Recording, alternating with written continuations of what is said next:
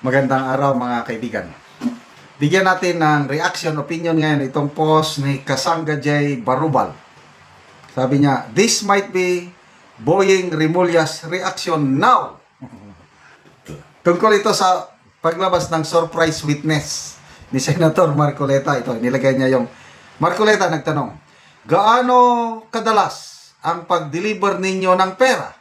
Yan ang tanong ni Senator Marcoleta. Sumagot ang star witness laban kay Boying Remulla at Saldico, si retired Master Sergeant Orly Gutisa. Sabi niya, minsan namomonitor ko 3 times a week ang delivery sa Forbes sa bahay ni Congressman Martin Romualdez. Orly Regala Gutesa. Then, Boying Remulla, yan, medyo kita niyo yung mukha, nagula, sabi niya, may surprise witness pa pala? Hindi ko yan na-briefing yun Anyway, imagination na lang ito ng nag-post. Sabi nga niya, this might be Boying Remulla's reaction now. Maybe true, maybe false. Opinion lang niya ito, binabasa ko lang. In the same manner, na si Atty. Rowena Guanzon, may post din siya kanina, nabasa ko. Sabi niya, Ping Lacson, hindi ito ini-expect na mangyari.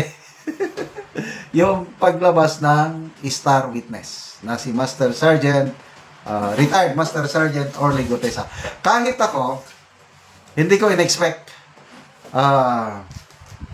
Nung nagsalita ang mga Diskaya, lalo na si Curly Diskaya, at nabanggit niya Saldico and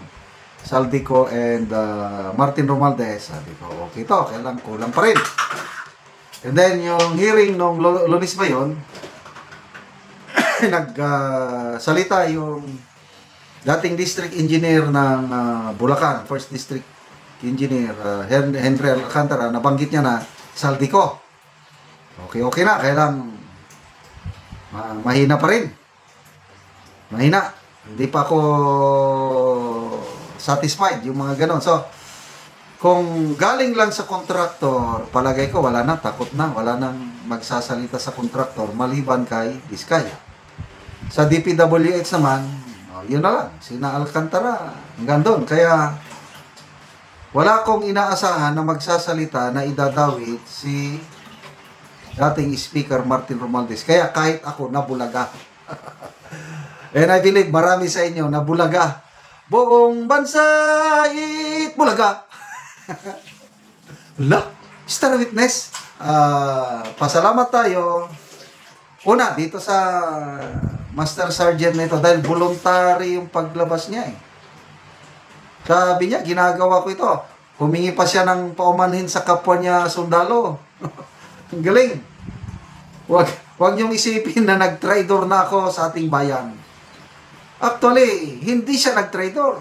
Ginagampanan pa rin niya yung trabaho niya bilang sundalo ng bayan kahit retired na siya. Kasi kung nanatili siyang tahimik, hindi siya nagsalita. And by the way, observation ko lang ito. Very credible yung sinasabi niya. He is speaking from experience. Akin lang ito, personal opinion. I don't know, pagdating sa korte, kung aabot sa korte itong testimony niya, bahala na ang judge. Ako, judge sa Court of Public Opinion, naniniwala ako. Kasi anong motive niya? Bakit siya magsasalita? Nananahimik na siya. Retired na siya . 20, kailan ba siya nag-retire?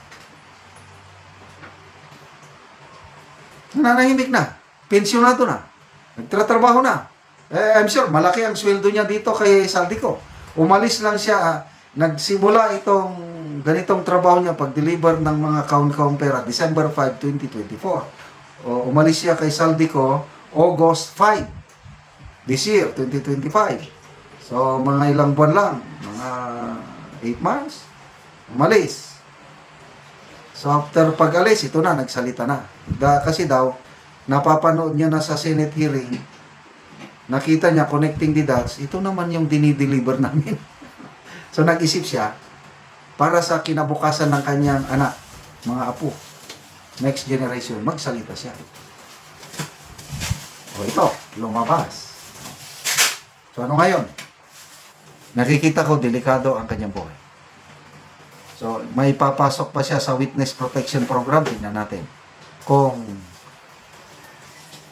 may pinapaboran ang ano dito, may prinoproteksyonan, makikita natin sa treatment nila sa sundalong ito na nag-witness. Kung proteksyonan nila, kung bigyan nila ng pahalaga yung kanyang testimony, ibig sabihin, wala silang sinasantok. Sana ganon ang mangyari. Kaya lang, kung tingnan natin, mamaya, hindi man lang siya proteksyonan, tapos, yung affidavit niya, wala lang. Nako, wala na. God save the Philippines na. Kasi, nakasuhan naman nila siya, no? Si Saldico, nakasuhan na nila eh. Kakasuhan na pala. Na may post ako nabasa, ang inirecommend ng NBI is, indirect bribery and malversation of public funds. Yun, ikakaso kay Saldico, kasama na si Senator Villanueva and Senator Jingo Estrada.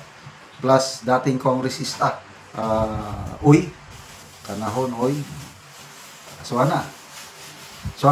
sana hindi hanggang doon lang ang kaso. Sana bigyan ng pansin itong testimony ng star witness na ito. At kung patunayan ninyo na walang sinasanto, pag kinasuhan si Martin Romualdez, medyo may pag-asa. May patutunguhan itong mga investigasyon ito. So, ipagdasal po natin itong Master Sergeant na ito. Ang pamilya, ito dahil Marines, sanay ito sa threat. Kung siya lang, hindi na ako mag-alala dahil he can protect himself. Pamilya niya. And I'm sure, isinafety niya ng pamilya niya, but tulungan pa rin natin. Kung may maitulong lang sana ako financially, tulungan ko sila eh. Good job po, Master Sergeant Orly Gutesa. And I'm sure your fellow Marines and your fellow retirees, we are very proud of you. Salute to Master Sergeant Gutesa. Salamat mga kaibigan sa inyong pagsubaybay sa ating channel.